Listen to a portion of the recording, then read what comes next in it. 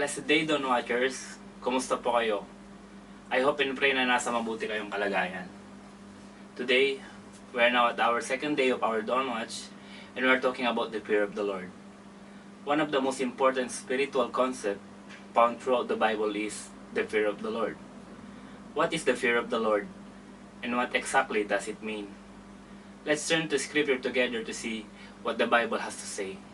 Proverbs chapter 9 verse 10 says, "The fear of the Lord is the beginning of wisdom, and the knowledge of the Holy One is understanding." The above passage, which is written from the wisest man ever lived, stated that the fear of the Lord and keeping His statutes, His commandments, give us wisdom. Or simply, fearing the Lord has a strong connection to obedience to God's will. The Bible promises wonderful blessings to those who fear God. First, the fear of the Lord gives us deep spiritual knowledge and divine wisdom. A God-fearing attitude is crucial to those who desire a meaningful scriptural knowledge. This is because the spiritual knowledge is only granted to those who fear the Lord. In Proverbs chapter 1 verse 7, the fear of the Lord is the beginning of knowledge. Fools despise wisdom and instruction. In the Proverbs chapter 9 verse 10 also says that the fear of the Lord is the beginning of wisdom, and the knowledge of the Holy One is understanding. Those who seek spiritual knowledge are the opposite of fools, who despise instruction. We do well to desire God's instruction in our lives. When we fear God, His divine and unfathomable wisdom becomes available to us. By cultivating an attitude to godly fear allows us to experience God's wondrous riches of salvation, wisdom, and knowledge. Second is, the fear of the Lord help us to stay away from sin. In Proverbs chapter 8 verse 13, the fear of the Lord is to hate evil, pride and arrogance, and evil way and perverted mouth. The fear of the Lord plays a unique role in us as Christ's followers ongoing battle against our sinful nature.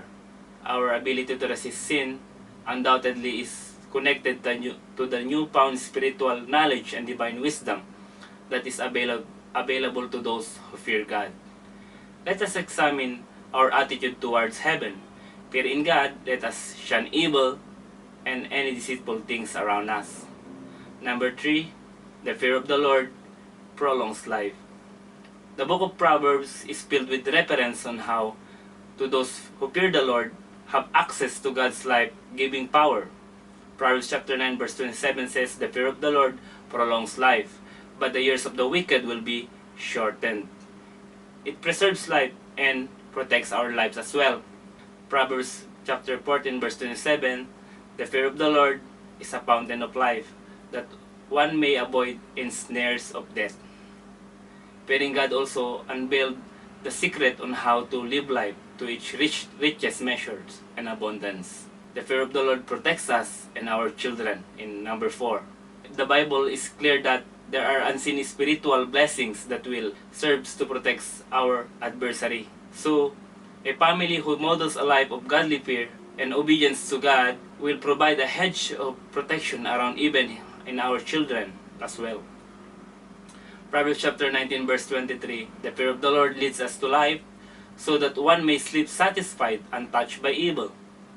Our entire household will benefit from our commitment based upon fearing God. Number 5, the fear of the Lord helps us to become humble. It is willingness to reject our own thoughts and opinions in order to be taught by God or men wiser than ourselves.